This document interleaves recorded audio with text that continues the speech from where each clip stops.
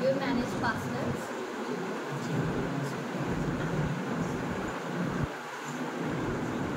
అసలు మనం వాట్సాప్కి దేనికైనా సరే పాస్వర్డ్స్ అనేవి ఎలా పెట్టుకుంటారు నార్మల్గా మనకి ఈజీగా గుర్తుండాలని కానీ లేకపోతే మర్చిపోకుండా ఉండాలని కానీ పెట్టుకుంటాం. కానీ అలా పెట్టుకుంటే ఏంటంటే వేరే వాళ్ళు యాక్సెస్ చేయడానికి చాలా ఈజీ అవుతుంది. మీరు పాస్వర్డ్స్ కానీ ఈజీగా పెట్టుకుంటారు.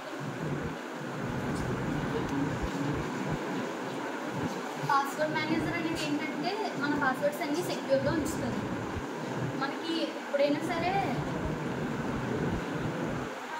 సపోజ్ ఫేస్బుక్ ఉందనుకోండి, ఫేస్బుక్ పాస్వర్డ్ అది మన గూగుల్లో సేవ్ అయి ఉంటుంది కాబట్టి ఫేస్బుక్ లాగిన్ అయినప్పుడు మనకు అవి చూపిస్తుంది.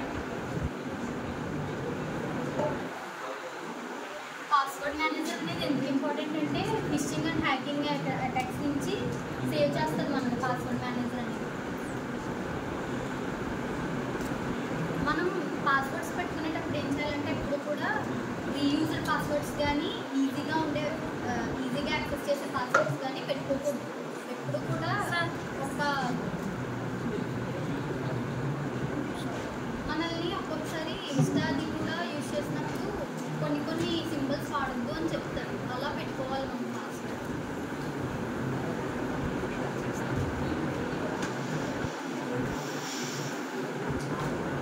ఒక్కొక్కసారి మనం పాస్వర్డ్స్ అనేవి యూజ్ చేయాలంటే అవి పెయిడ్ కూడా ఉంటాయి, పెయిడ్ సబ్స్క్రిప్షన్స్ కూడా ఉంటాయి. మనం ఎప్పుడు కూడా పాస్వర్డ్స్ అనేవి చూడండి, వాట్సాప్లో మనం చేసే చాట్ అనేది ఎంత సెక్యూర్గా ఉంటుంది.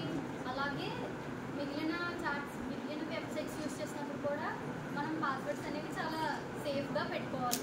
వేరే వాళ్ళకి యాక్సెస్ చేయలేనంత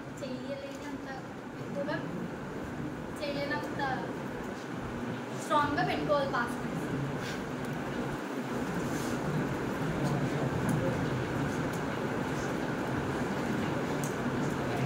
మనం ఏఐ కూడా డిటెక్ట్ చేయలేనంత స్ట్రాంగ్ పాస్వర్డ్స్ పెట్టుకోవాలి. ఎందుకంటే మన ఇన్ఫర్మేషన్ చిన్నది అయిపోయినా సరే వాళ్ళకి ఏఐ ద్వారా మన పాస్వర్డ్ అనేది తెలిసిపోద్ది కాబట్టి మనం చాలా స్ట్రాంగ్ పాస్వర్డ్ అనేది యూజ్ చేయాలి.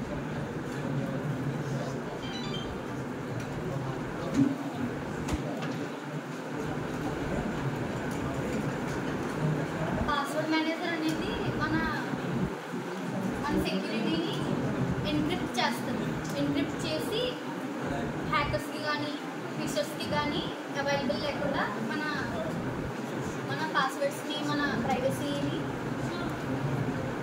స్ట్రాంగ్గా ఉంచుతుంది. అంటే వేరే మెయిల్స్ పంపించి డిఫరెంట్ మెయిల్స్ పంపించి క్లిక్ చేస్తే అమౌంట్ వస్తాయని కానీ అందులో చెప్తాను. అలాంటివి అంటే మీ ప్రోడక్ట్ ద్వారా పాస్వర్డ్ అనేది క్రాక్ అవ్వకుండా చూడాలి.